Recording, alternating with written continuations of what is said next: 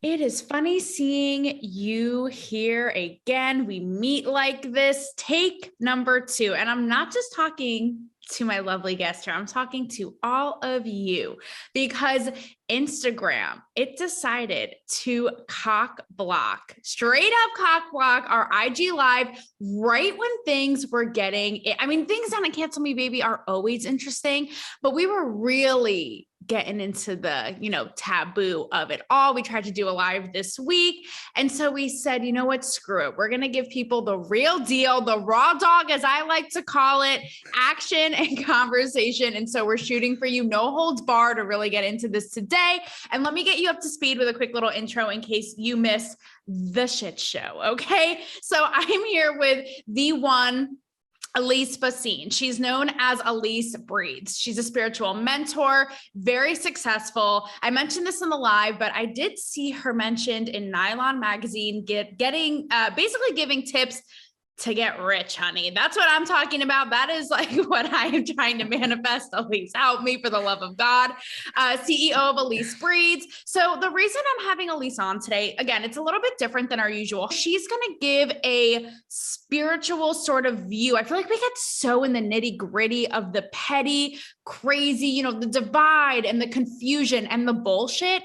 And I feel like people like Alyse have a way of really kind of giving it, like pulling out, helping us make sense of it all and giving almost a bird's eye view. As I mentioned last year, I had spiritual psychic medium Chris Medina on, and that shit was a smash because it was the same kind of idea. So we're going to go get it going with Alyse today for part 2. Alyse, we meet again, my dear. Yes, I'm so excited to be here. Let's hop right in to kind of where we were before IG and Mark Zuckerberg's minions so brutally interrupted us. Also, like, coincidence? You all decide. But something that was really interesting that you said, Alyse, that we didn't really get to dive into is this idea of wokeness, because your work is all about having people live their authentic lives. And what I had said to you this week was, how interesting and sad, because this idea of woke in theory should be just that. And I asked for your take on it. And you said something really interesting, which was what's going on right now is sort of like an inverted version of reality. So yes, in theory, this should be about being all, progressive and living your truth and, the have-nots now being the haves and all this. And you're saying basically it's ass backwards. So what did you exactly mean by that? Because I think that's really fascinating. I always make a joke with all of my clients that everything you've been taught is actually the opposite. So because there's all this programming we receive from society of like how things work, what we can do, what we can't do. And it's all basically bullshit, right? So what I was talking about with the whole woke thing is it's like supposed to be about awakening to who we really are, to our true potential, to aligning with what we truly feel and what we truly believe and what we know to be true for ourselves.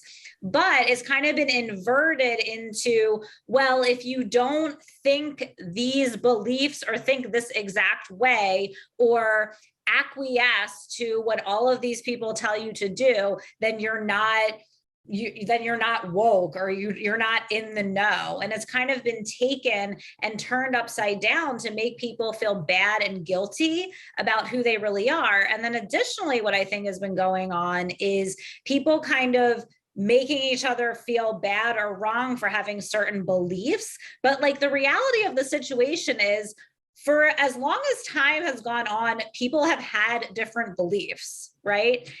And people have fought over whose beliefs were right and whose beliefs were wrong. And I think that's what essentially we're being pitted against each other right now, to say, well, this belief is true and this belief is not true. But at the end of the day, I think what's actually happening on a bigger level is we're all kind of being invited to wake up to the fact that there is no right or wrong. It's about who you are and what you believe to be true for you versus there being something outside of you saying this is right and this is wrong.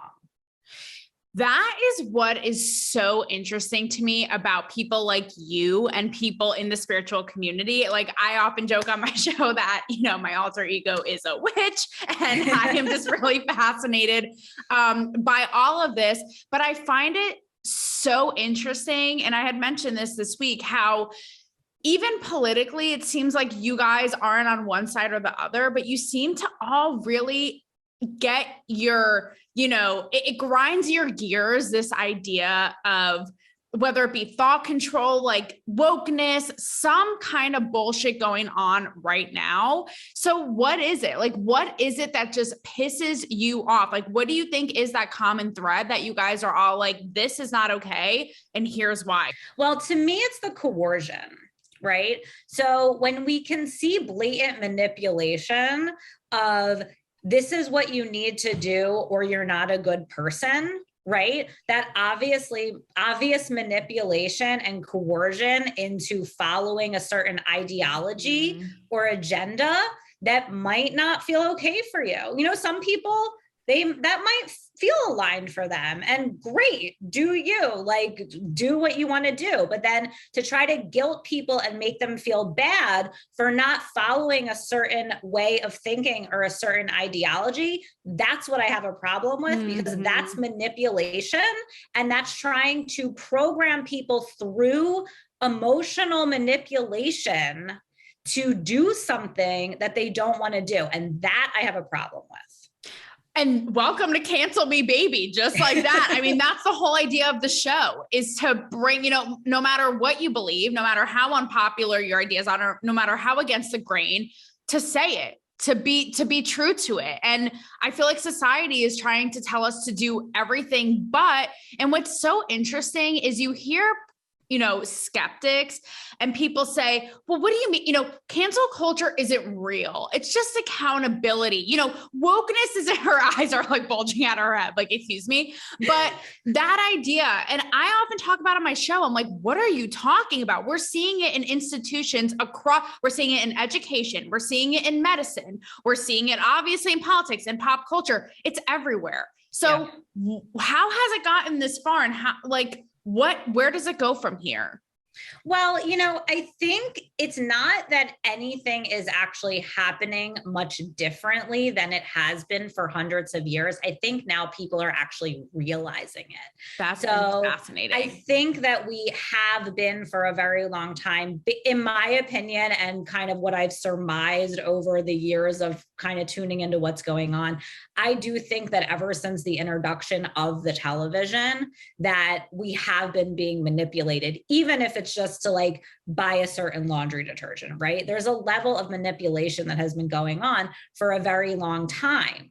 But I now feel that people are starting, because we're having kind of a shift in consciousness on the planet, where people are starting to understand things in a new way. I mean, if you look at the astrology, I think I mentioned the astrology to you the other day. If you look at the astrology and you ask any astrologer, they're all going to be in agreement that we're moving towards we're in the middle of a huge energetic shift on the planet. And people are waking up to things and understanding things on a deeper level that they just haven't before. So I think what we're seeing is it's kind of like a light is being shined on the shadows that people weren't previously aware of, that now they're kind of waking up to oh shit, there's some really fucked up shit going on here, and I don't want any part of it. But it's been going on for a long time. What is your take, though, in terms of the media and going on for a long time, is how corrupt and how obviously dysfunctional it is right now. I mean, we all know it's, pick and choose a narrative.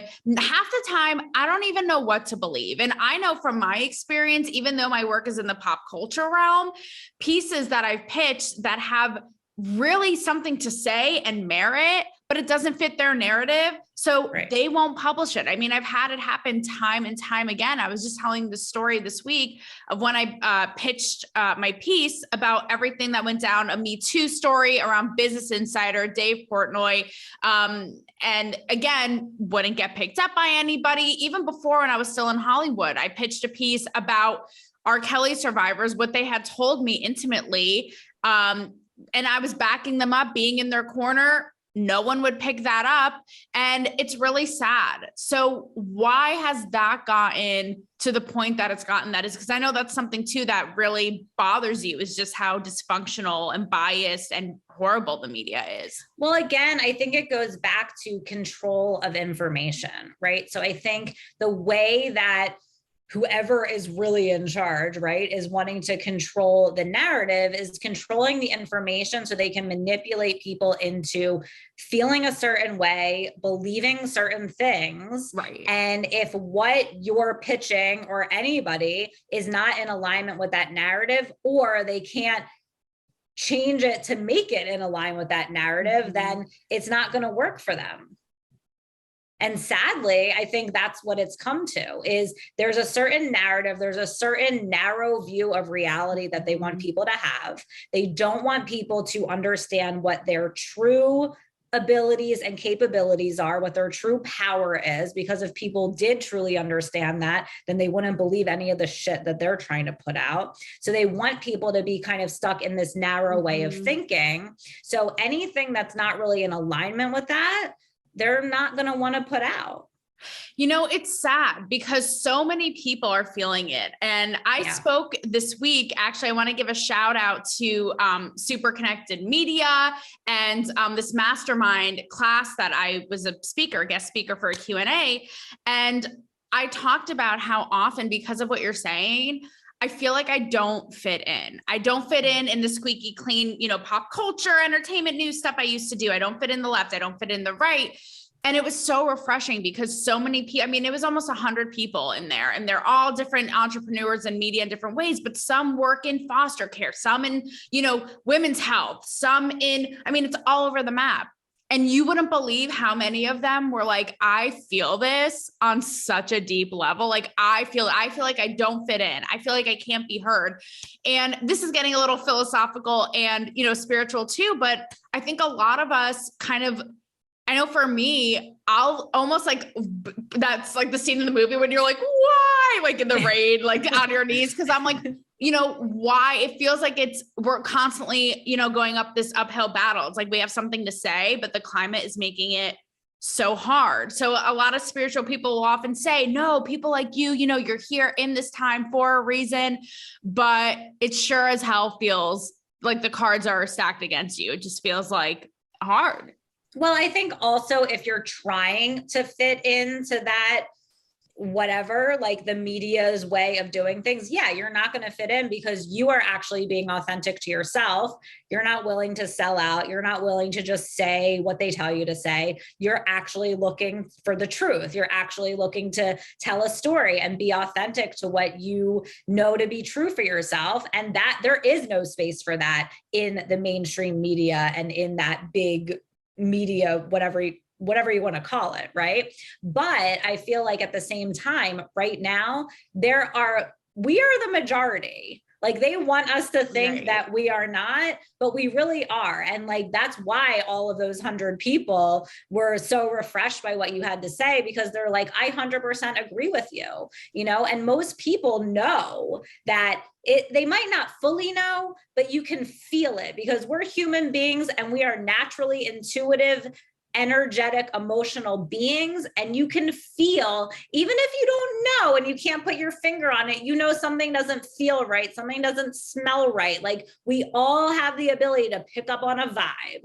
Like we all can walk into a party and feel that it's a bad vibe. Yeah. Anybody can do that. It's so true. I like that metaphor. It's true. Yeah. So people can feel it. Like they can feel that they're being bullshitted. And I mean, there's some people that can, and they just want to go along with the narrative because of fear and because they're not really willing to actually take full responsibility for their lives, right? So they just want to buy into this narrative and have somebody lead them because they don't want to lead themselves. And there are those people, but I would say the majority of the people are like, no. Do you see the tide turning though? And this is where sometimes I feel inspired, but also deflated because it is so widespread. It has crept into everything. And the fact that even by the day, I'm seeing, you know, this doctor have to resign, this person in entertainment have to make an apology. I mean, it's just exhausting. And I'm like, is this shit letting up? What is the deal? Like, how has this such a narrow view gotten so much power, which I think, you know, you've answered, but is the tide turning? Like, what is all this? We're getting existential, but what is all this? So, but I'm cool at that. So I do think the tide is turning. I don't think it's going to look the way that we think it might look. So one of the things that I've learned, you know, just in my work with clients and also my own work in manifesting what I've manifested, I realized that anytime you're making a big change in your life, and this is all I do in my work, I help people make huge changes in their lives. And anytime you're making a big change, and you know, we can apply this on the grander scale, right? So anytime we're making a huge change, it's never going to show up in the way you think it is. It's never going to look the way you think it's going to look. Think about, you know, when you've manifested something big, did it ever come in a way that you could have imagined? Or did it always kind of come in a way where you were like, oh my God, wait, that just happened. Whoa. Like it's not. So I think you have to keep that in mind because it's not going to be the type of thing where, you know, the big media conglomerates or the politicians or anybody's just going to like come out and say, you know what, we lied to you. Like that is not ever going to happen. But I think it's going to shift in a way that we can't imagine right now. But I'm telling you right now, like we are the majority. Like nine out of 10 people that I talk to, and I'm sure you talk to, feel the same way. Like they know that something is amiss and that things really need to change. I mean, you can see it, like you mentioned, all the systems are crumbling. Everyone knows they're full of shit. Like they know education is complete indoctrination.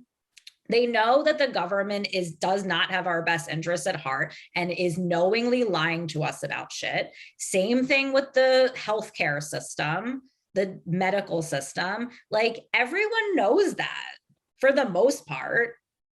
I have so much to say. I don't even know where to start, but to give my audience a little flavor and a personal story, I think that they'll enjoy of what you're talking about in terms of thinking something and manifesting it and it coming to fruition in a totally different way. I have two stories. So I'm going to let you pick, Alyse.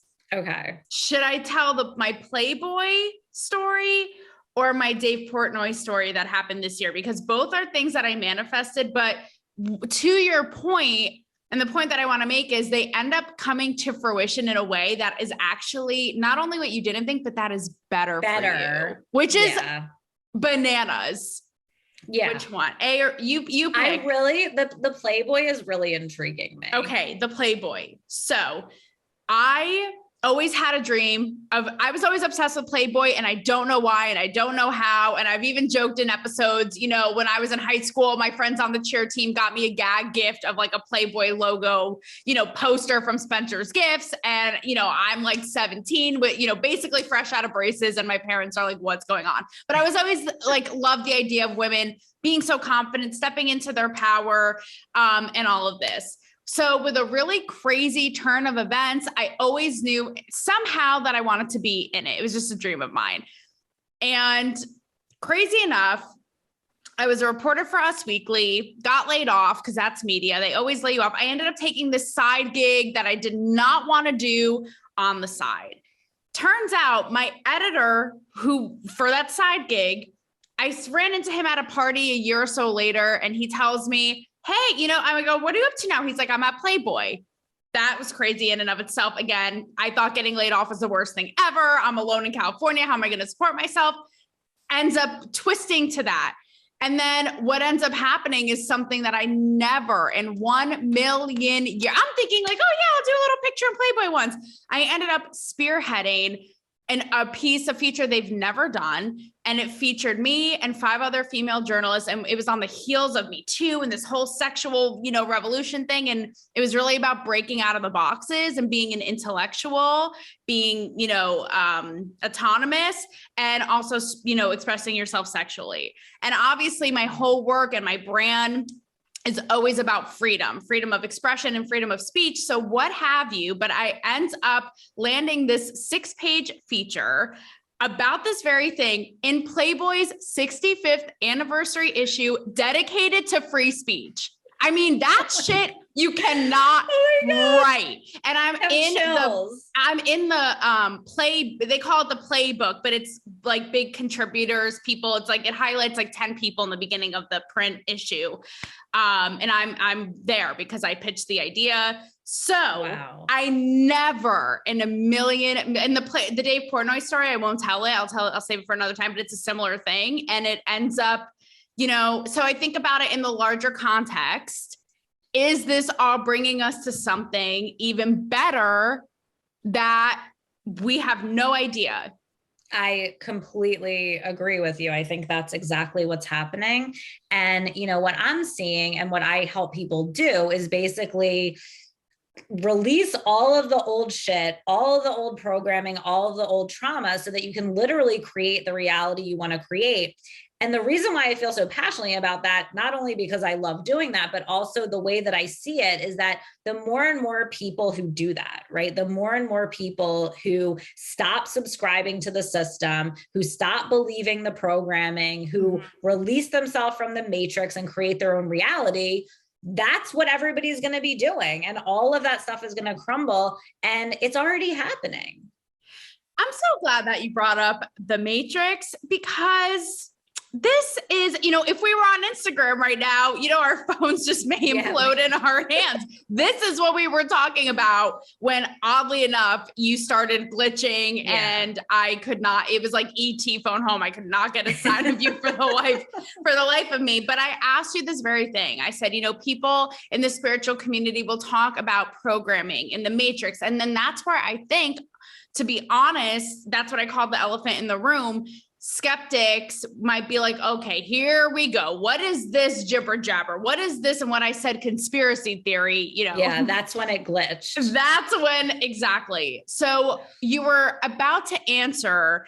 And so I'd love to hear your take on that. Like, how would you frame it for people who are like, yeah, okay, ladies? Yeah. So first of all, I just want to say, like, when we talk about the matrix or programming, all it really is belief systems that you have about yourself and the world and the limitations of yourself and the world, right? So it's subscribing to a certain reality that, you have to do things a certain way, that this is how the world works, that you have to, live life, like get a job, have kids, like have 2 weeks of vacation, like subscribe to all of these ways of living and subscribe to all of these beliefs about what you are capable of and who you are. And basically subscribe to the belief that you're just a human meat suit with no soul, and that you just have to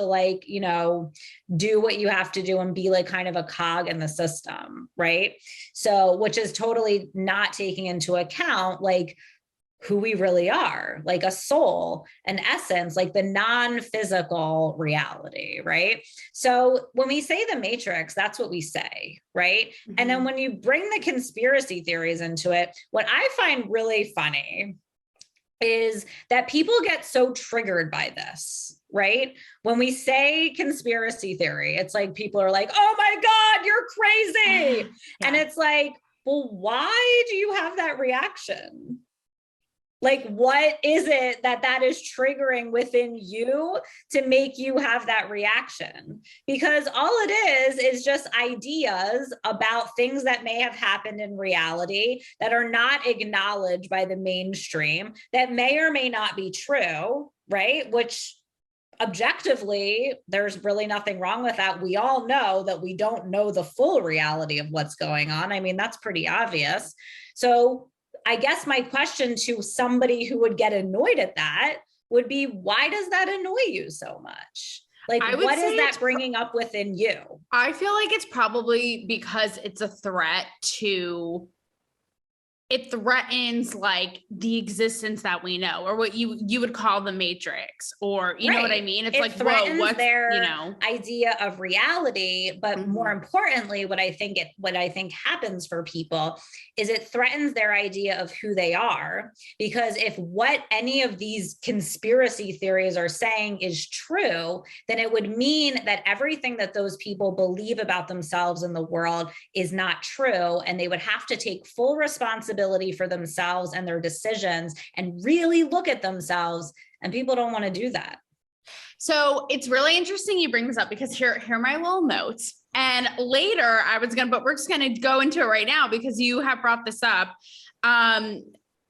You know, your mentoring business, I read, made 6 figures, I believe, in a brief amount of time, which is so badass and kick ass. And on the flip side, though, I feel like our society rewards people who do the safe, secure thing. So the 9 to 5, you know, the 4, I can't even tell you how many times a day I get from my family, from this, from that.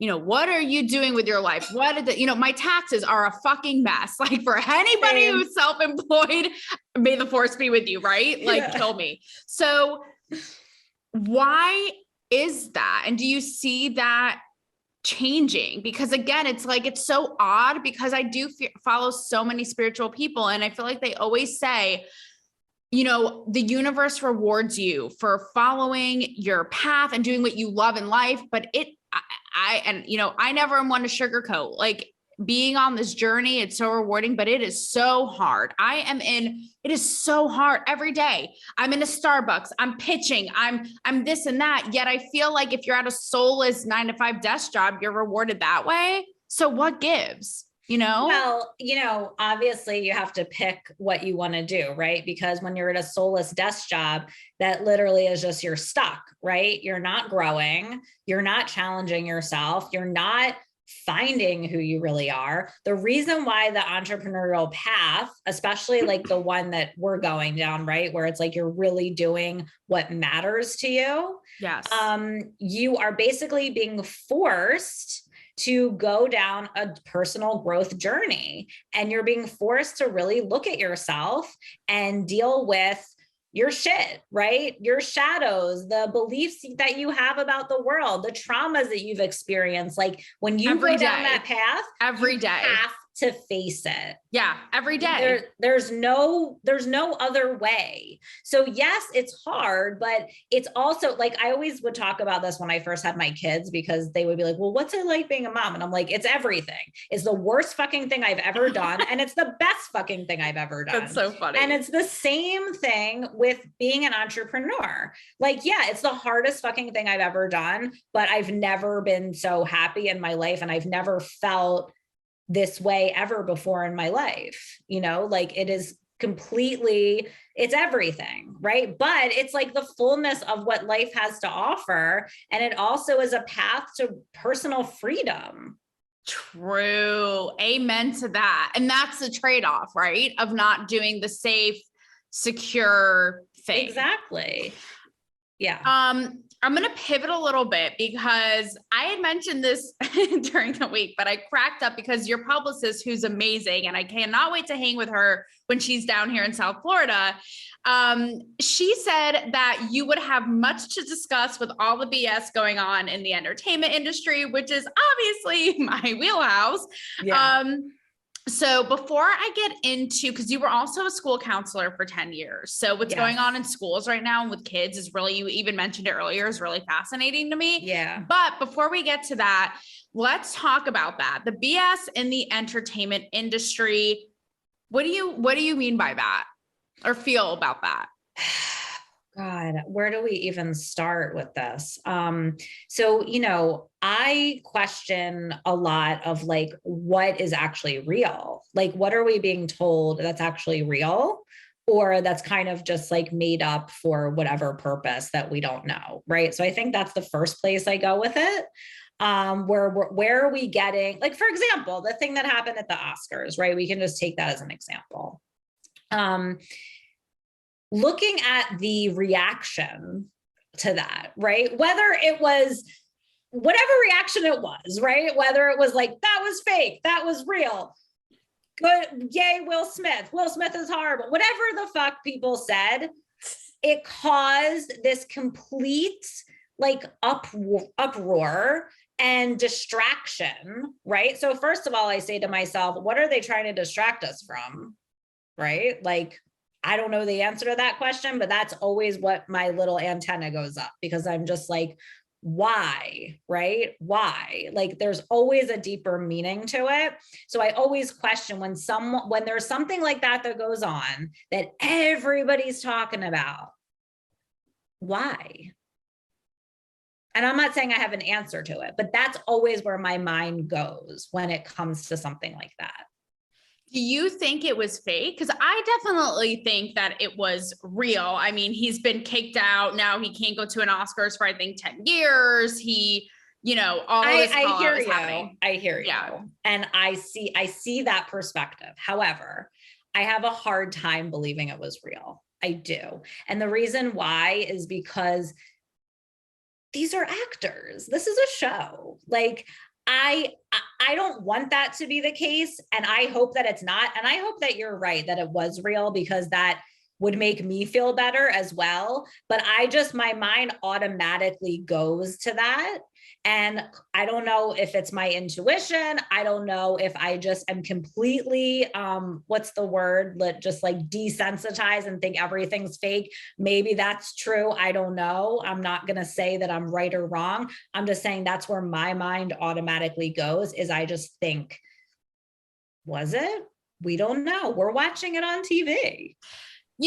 Branching off of that, it's interesting because somebody who was an audience member in the talk I did this week messaged me after and brought this up and said, not that it was so, manufactured or fake, so to speak, but they said it just kind of, it was so jarring and raw and real. And I think telling of just how angry people are right now, that this person said, it makes me wonder what's going on in Hollywood. Like, what is actually going on? And this is the work that I tried to really, unveil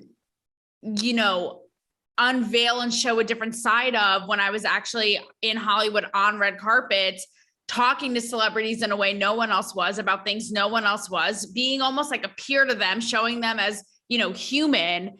And even then it was really interesting because I feel like so much of Hollywood is so superficial and manufactured that, kind of chipping away at that is fascinating. And it's a little unnerving because it's like, what actually, like, are you guys okay? Like, what is actually, because so much of it's so glossed over, Yeah, exactly. And I don't know if we ever will know the truth of a lot of things, right? Because it could be so many different scenarios. Like, maybe it wasn't completely fake, but maybe it was like manipulated in some way, right? Like, who knows? I don't know. I don't propose to know. I'm just saying I am open to kind of all realities around it, because what I do know is that we're not fully told the whole story about most things.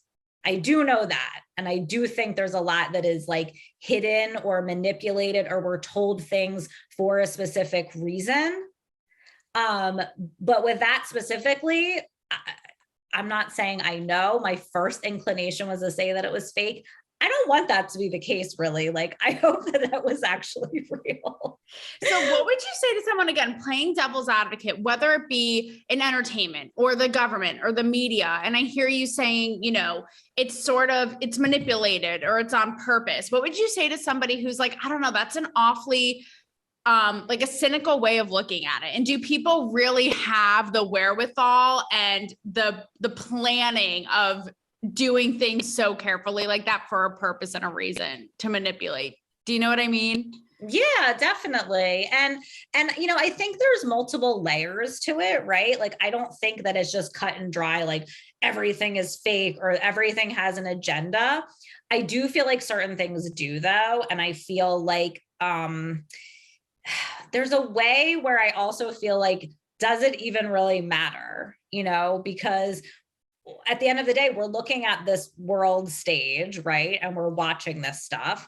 And what I like to look at for myself and my own growth is like, what am I like giving my consciousness over to that's like making me feel a certain way or making me get angry about something or making me get sad about something or making me feel enraged? Like, what is it that I'm giving my consciousness to? Because at the end of the day, when we bring it back to like this energetic shift that's happening on the planet, it's all about coming back to the understanding of our consciousness as our currency, right? Like this is the most important thing that we have, is our ability to have full control over our consciousness and our energy, to not be manipulated into thinking things that aren't true about what we're capable of, about who we really are, about what we have to do. So at the end of the day, I'm not trying to sit here and figure out what's real and what's not, because I think that's a rabbit hole that could be never ending. But what I am conscious of is when something happens and I'm seeing something, what am I giving my consciousness over to that I'm then now thinking about this, and now I'm talking about this, and now I'm getting angry about this? And is that a good use of my energy based on what I know I came here to do on this planet, which is not to get angry about like Britney Spears, and is to help people wake up and create their own realities. You know, it's funny you say that, because so much of the dysfunction going on right now in the media is that people getting wrapped up. I mean, there's so much hurt. So wrapped up. Oh my gosh. And there's just, and the media feeds it. We know this, but there's so much, you know, hurt and pain and confusion and divide and suffering and people getting, you know, caught up. I'm wondering your take on like a social aspect of what you think of what happened at the Oscars, in terms of kind of what I was saying before, what it says about all of us being kind of angry right now, and men in particular, because you talk about even the divide from that, right? Will Smith's a hero, Will Smith is the villain. A conversation I looked at is the whole idea of people saying, oh, this is toxic masculinity on display. No, it's not. He's being vulnerable and protecting his women, blah, blah. So how do you see it?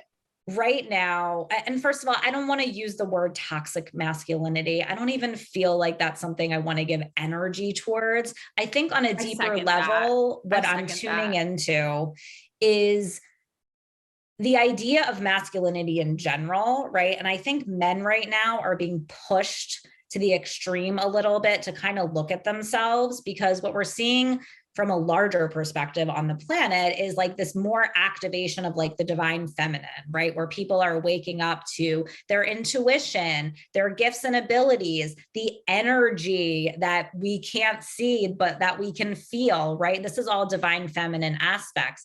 So the world is kind of shifting in that way. And I think men are kind of being forced to face themselves in a way that they haven't before, right? Because men have always been like, oh, well, you're a man, so you don't have to feel your feelings, or you're a man, so it's okay that you get angry, right? But the way that the world is shifting, I think men are actually being forced to kind of like look at their behavior and look at themselves in a different way.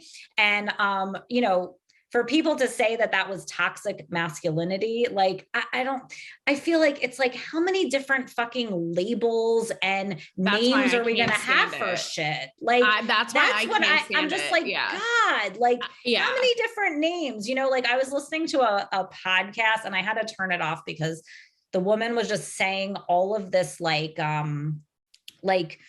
names for things, like I'm a human that believes that I'm that identifies as this and that, and I'm just like, dude, like how many names are we going to have for shit that make us like politically correct? Like that whole thing, not to like take it in a different direction, but I feel like it's kind of the same thing when we're like, oh, this is toxic masculinity, this is that, like it just becomes like such a jumble of nonsensical shit and ways for people to make other people wrong, when it's just like, do your thing. You believe what you want to believe, live your life the way you want to live it. Why does that have to offend other people?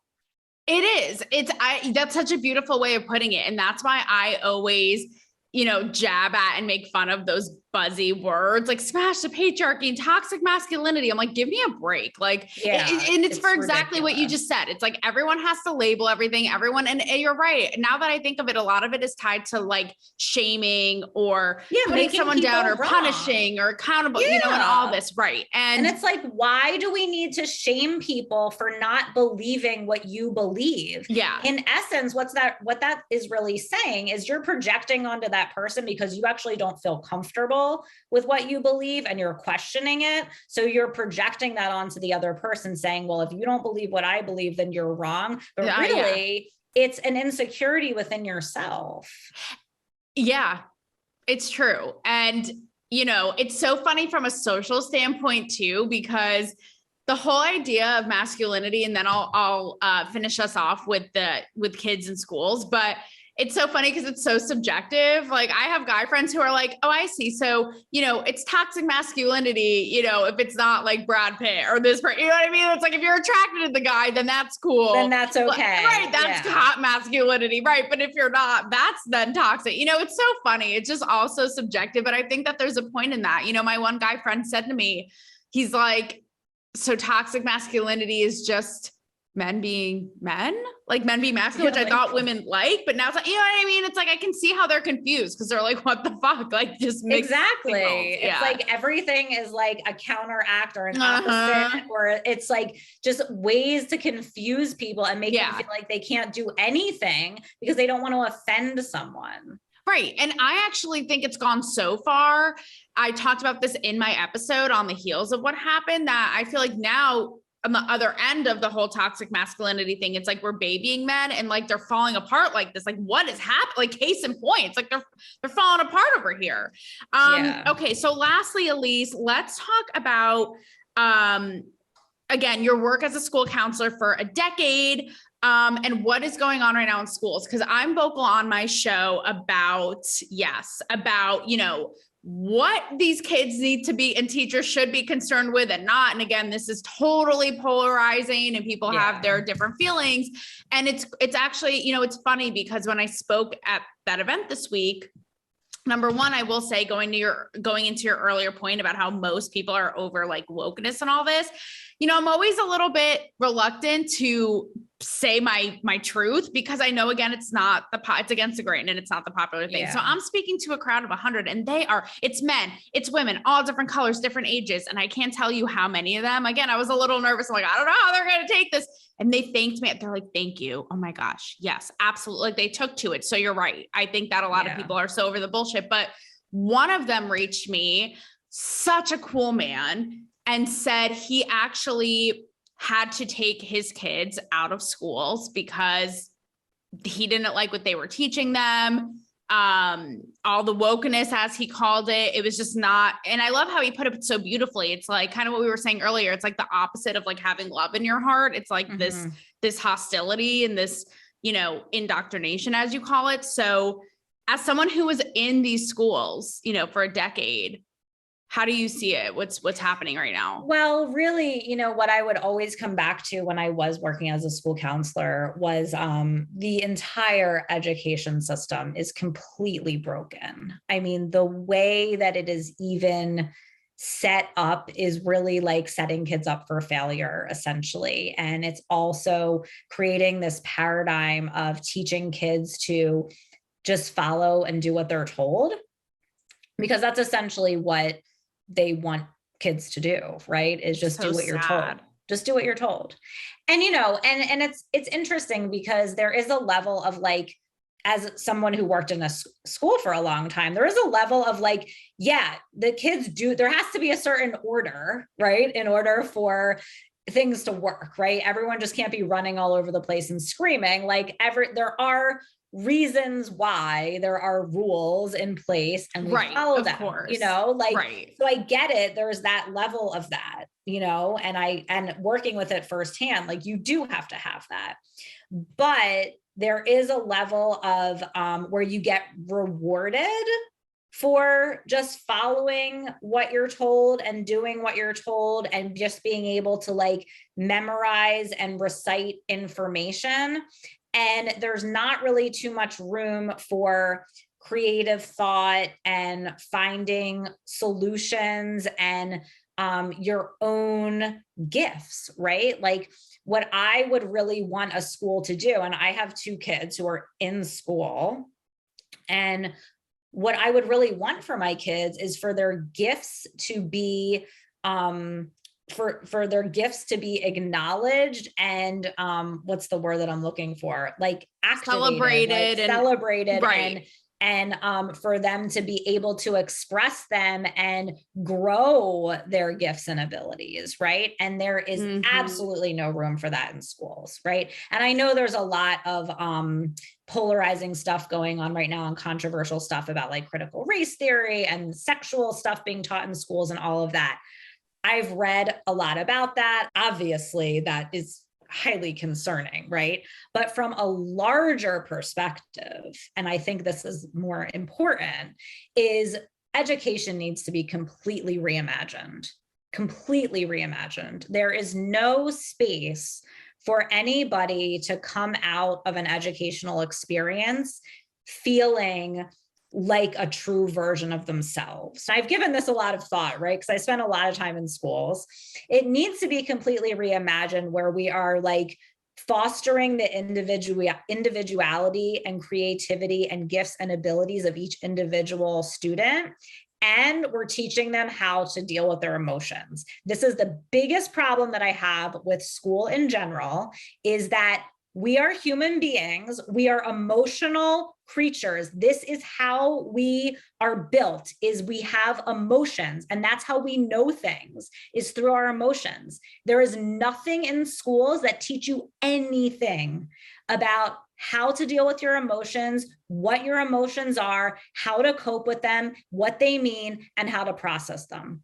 And that to me is the biggest thing that kids need to understand and know. And it's nowhere. And especially look at these days. I mean, not to end it on, a dark note, but I mean, the rates of, suicide, teen suicide, all of it is just, the bullying, the cyberbullying. I mean, it's just really out of control. And it goes into what we were saying earlier too, about just the state of the world. And these kids have no coping mechanisms. I mean, when I was a school counselor, I got a grant. I created this whole meditation program for the kids. I got a grant and I made this whole thing to teach them how to meditate, and it changed their lives. How do you feel with that said? Because I'll talk about on my show how they're talking to these kids about what I feel are adult themes, whether it be against sexual orientation or, the trans issue and all this. In my mind, I don't want to seem like a dinosaur. It's like, no, you know what I mean? But in my mind, it's also like confusing them even more. You talk about using coping mechanisms. Like, what is your take on that? Even like what's going on down here in Florida, all of that. Yeah. So no, I definitely think that kids at that age are not ready to talk about sex at all, like 100%. And I think a lot of the issues that I saw when I worked in schools was that kids were exposed to things of a sexual nature way too early, which then created behaviors that were completely inappropriate. So no, like kids actually, like their brain is not fully developed until they're like 20 or something. So they don't have the capacity to understand certain things, and they're very easily manipulated. They're kids, they're like sponges. They take in everything and they take it on as true, whether it's true or not, or whether it makes them afraid or not. So no, I think that's highly inappropriate. Yeah. And I feel like we need to find a happy medium, because like everything, it's so divided. I feel like you have one side, like you have the right who, can be prudish. And I feel like they wouldn't want, straight, gay, whatever it is, talked about, period. But then you have the left or the woke or whoever you want to call it on the other side being like, no, like forcing it. No. They need to talk about these things or else you're secluding them and all. It's like just two extremes. And I feel like neither actually makes sense. No. And I think also that there needs to be open conversation, like when things arise, Right. So like if there is a student who feels like they are gay or a different gender or whatever, if that's the case, we support them, but Yes. we're not promoting it like where it's like this is like we're trying to tell people what they are, right? Like period. it would be promoting a like inclusion of everything, right? All differences, because people have all different kinds of differences, not only sexual orientation, but like culturally and politically and whatever it is, we all come from different backgrounds. And yes, we should all like embrace each other's differences, but we're not like, but that's different than like promoting something that kids wouldn't necessarily think of otherwise. Beautiful way of putting it. With that said, I want to talk about a chilling kind of cartoon. I feel like you would, be moved by this. And do you remember during COVID in schools, they had like the kids obviously wear masks and those little like kind of like plexiglass things around each individual desk? Oh yeah. So I saw a cartoon the other day and it was like that whole setup and the little kids like talking to the teacher and the speech bubble from the teacher, it says, go and think inside the box. So I feel like that's so telling of what's going on. And I just want to thank you, Alyse, for today and for encouraging not only, schools and kids, but people to move forward and think outside of the box. So as we enter, as you say, this new era and hopefully light at the end of the tunnel. So thank you, Alyse. Thank you for having me. This was great.